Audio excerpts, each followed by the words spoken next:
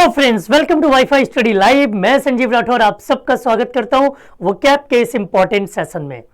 SSC MTS में vocab ने अपना वही रूप दिखाया जो पहले भी दिखाया करता था। इस बात का सीधा सा मतलब कि प्रीवियस ईयर के क्वेश्चन पूछे जा रहे हैं। कुछ वन वर्ड ऐसे पूछे गए जिनको आप एक लिस्ट में याद कर सकते हो।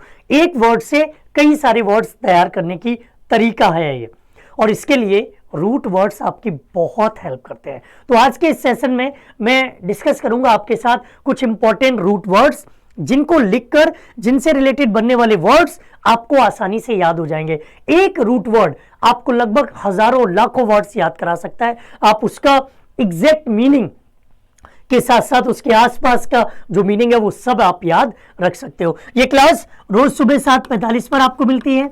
इस क्लास में टाइम तो आप 10 से 12 मिनट देते हैं, लेकिन ये 10 से 12 मिनट आपको लगभग 30 से 40 घंटे का कंटेंट दे देते हैं, क्योंकि एक चीज पढ़ो, हजारों क्वेश्चन सॉल्व करो, और वो बहुत जरूरी है। आज पेन कॉपी लेकर बैठना मैंडेटरी है। नहीं बैठे हो तो क्लास मत देखो, पेन कॉपी लेकर बैठे हो तो ही क्लास को देखिएगा। अगर आपका किसी भी तरह से कोई डाउट है या आपका एग्जाम है तो आप दिए गए नंबर पर व्हाट्सएप करके अपनी इंफॉर्मेशन, अपना डाउट भेज सकते हो। वीडियो के डिस्क्रिप्शन में गूगल फॉर्म है, उसे फिल कर सकते हो ताकि उसकी इंफॉर्मेशन हम तक पहुंच सके। देखो, पहला आपका जो रूट है वो है एम्बुल। एम्बुलेंस इससे बनता है, और भी कई वर्ड बनते हैं। एम्बुल की बात करें, अगर कभी भी आपको ये एम्बुल वर्ड किसी भी वर्ड में लगा मिल जाता है, रूट वर्ड का सीधा सा मतलब है, जरूरी नहीं है ये सेंटेंस के शुरुआत में ही मिले, ये वर्ड के शुरुआत में मिले, ये स्टार्टिंग में भी हो सकते हैं, ये मिडिल में भी हो सकते हैं, और ये एंडिंग में भी हो सकते हैं। तीनों जगह हो सकते हैं। तो एम्बुल वर्ड चाहे वर्ड के शुरू में, अंत में या बीच में है, तो इसका मतलब है कि कोई चीज एक जगह से दूसरी जगह चल के जा रही। जैसे ये रिमोट मेरे इस हाथ में है, इसको हमने इधर ले आए, एम्बुल का यूज कर दिया। ये ऐसे करके चल रहा है तो ये एम्बुल का यूज कर दिया। देखते हैं इससे कौन कौन से वर्ड्स बन सकते हैं और क्या आपको ध्यान रखना है। अगर हम बात करें एम्बुलेंट, एम्बुलेंट का मतलब होता है एक ऐसा इंसान या कोई ऐसी चीज जो एक जगह से दूसरी जगह मूव करने में कैपेबल हो, जिसे एक जगह से दूसरी जगह हम ले जा सकते हैं। एम्बुलेंस का मतलब होता है एक ऐसा व्हीकल जो पेशेंट को हॉस्पिटल या घर तक ले जाने में मदद करता है। उसके बाद है सोमनोबलिस्ट। इसमें भी देखो, इसमें एम्बुलेंस शुरू में, इसमें भी शुरू में, इसमें देखो कहां पर है, एम्बू, ये रहा, तो ये बीच में है। और ये है, ये कहलाता है कि जो इंसान नींद में चलता है, जिसे नींद में चलने की आदत होती है। और आपने देखा होगा अगर आप प्रीवियस ईयर के पेपर सॉल्व करते हो, मॉक टेस्ट सॉल्व करते हो, तो ये आपको कई बार मिला होगा। अगला वर्ड आपके सामने है फोबिया। इससे रिलेटेड वर्ड पहली शिफ्ट के पहले एग्जाम में ही पूछ लिया गया था, जिसमें बताया गया था कि उसे ट्रेन से डर लग रहा है। वर्ड कौन सा था बताइएगा। फोबिया का मतलब होता है किसी चीज से डर है आपको, किसी चीज को आप डिसलाइक करते हो, आप उस चीज को पसंद नहीं करते हो। तो देखो क्या यूज करते हैं इसके लिए, डेमोफोबिया।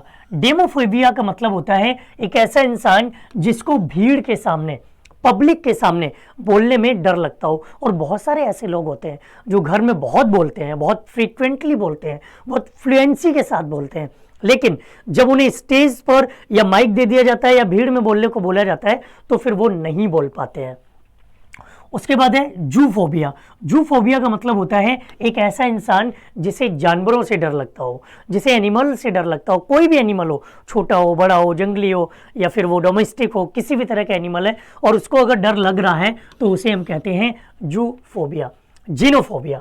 जीनोफोबिया का मतलब होता है जिसे अजनबियों से डर लगता है। भाई कई बार क्या होता है कि हम ऐसे शहर में जाते हैं जहां हमें अपने लोग नहीं मिलते हैं, अलग अलग तरह के लोग मिलते हैं। तो अगर हमें अजनबी लोगों से डर लगता है, डिफरेंट लोग मिलते हैं, तो उसे हम कहते हैं क्या, जीनोफोबिया।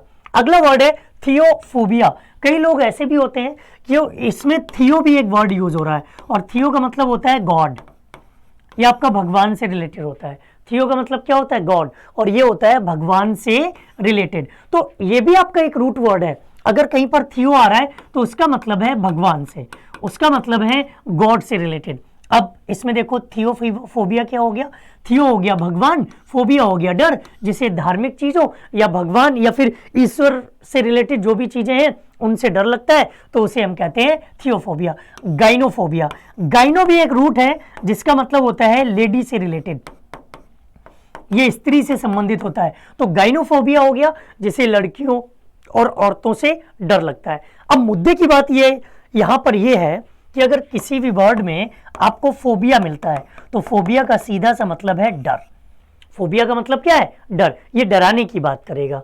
नेक्स्ट आपके सामने है पीडोफोबिया, इसका मतलब होता है जिसे बच्चों से डर लगता हो। बच्चों के डॉक्टर को क्या बोलते हैं, जानते हो ना, उसमें पीडो आता है ना, और यहाँ पर ये भी आपका एक रूट बन जाता है और इसका सीधा मतलब होता है ये बच्चों से रिलेट करता है, ये बच्चों की बात करता है। तो पीडोफोबिया का मतलब क्या है, जिसे बच्चों से डर लगता हो उसे हम कहते हैं पीडोफोबिया। नेक्स्ट है एक्रोफोबिया, एक्रोफोबिया का मतलब होता है जिसे ऊंचाई से डर लगता हो। और एरोफोबिया, इसमें देखो एयर आया हुआ, एरो, और एरोप्लेन इसी से बनता है जो कि फ्लाई करता है, याद करना आसान है। एरोफोबिया है जिसे उड़ने से डर लगता हो, जो इसे फ्लाइट में डर लगता हो, उसके लिए हम एरोफोबिया वर्ड का प्रयोग कर सकते हैं।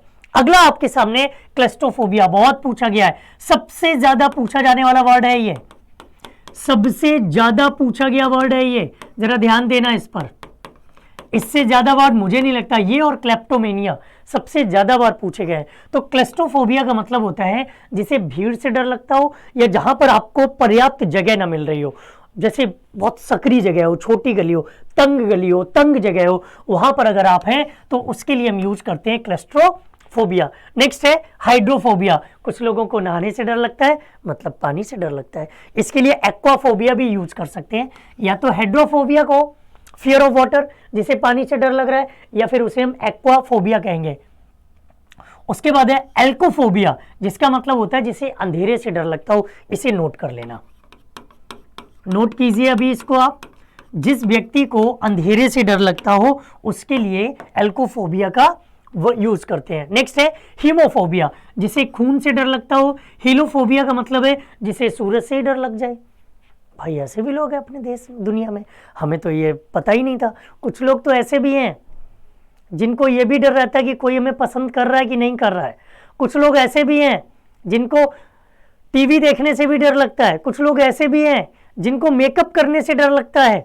हर चीज के डर हैं दुनिया में, और हर चीज के डर के लिए एक ही रूट वर्ड यूज करते हैं, वो है फोबिया। अगला वर्ड है जियो।